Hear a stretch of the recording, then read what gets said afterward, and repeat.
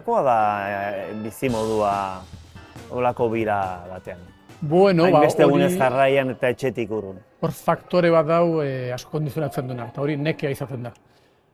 Konzertuko baldin badi oso segidan eta leku desberdinetan, normalen ez dagoten deskansatzeko denbora askorik. Gaueko 10etan jo, hotelea bueltatu ordu baterako eta goizeko 5etan aeroportora jutek, eta holako 4-5 egun ondoren bat hasten da zea galtzen, ezta?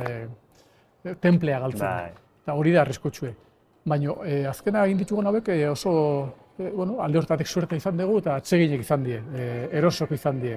Deskansatzeko denborakin, hiri bat bakoitzen egun batzuk, pare bat egun, 3 egun alizendu gendun, eta orduan kontrakoa da, orduan gozada bada. Hiri horietan aukera ematen dizu, hiri horietako gauzak bisitatzeko, museok, klubek, jendea ezagutu, eta hori lujo bada. Bai, hori, nekea kontrolatu ezkero, bestela, bai, nik disfrutatu egiten dut. Bueno, zure ogibi bidea baditu oso gauza interesgarriak, oso gauza ederrak, baina ez da bat ere egonkorra. Eta behar bada, askok ez lukete ogibide hori aukeratuko. Zuk ordea bai, ez? Bai, zerrek esan duzu ez da bat ere egonkorra, baina egonkortasun horrek, gaztegotan ez nion horrei erreparatzen. Egonkortasunak zuen baliorik niretzat. Abentura zeuken balioa eta abentura esaguratsuk. Musika zen ere pasioa, hortik egitek.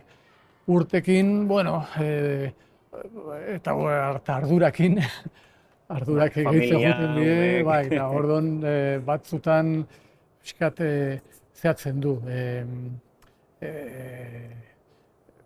nola esaten da, gaztatu edo, bai. Baina hori pixkat neke hori somatzen detenen, ejerzizu mental bat egiten diot nire burui eta esaten diot, aizu, hau iaia pentsatu gabe hartutako bidea da, pasio batek bultzain da, eta hortan freskura hori mantentzen saiatu behar dezu. Eta horrela egiten dut. Oraingoz, funtzionatzen du, bai. Bestalde, Donostian bizi zara eta hiriburuetan bada fenomeno bat turismoari lotutakoa. Eta hemen eragina nabarmena da Donostiatzarako hiriburuetan. Ez dakizu hiritar bezala nola bizi dezu azken urteetako? Nik hori ez dut gustora bizitzen ez da. Nahiago nuke Donostik mantenduko balu, orain dela 20 urteko neurri hori edo, ezta? Egia da, neurri hori edozein lekutan. Bai, eta zu gaina bazabiltza batetik bestera, neurri horrek gainezea egin du edozein lekutan.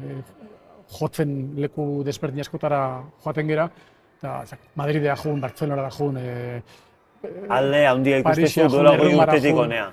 Bai, dana dau gainezka. Eta, bai, azkenen Donostiko kasun, gu hemen bizigea, eta hiria pixkat desnaturalizatzen hasten danen, hori ez dut gustokoa.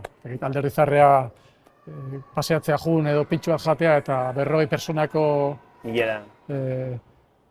nazio batutako ilara bat ikustea pintxoak jateko, ez du, haien eskubideen daude, baina pixkat neurria galduta duela uste dut. Ez dut uste Donostiko arazoa bakarri danik, ez dut arazo globala.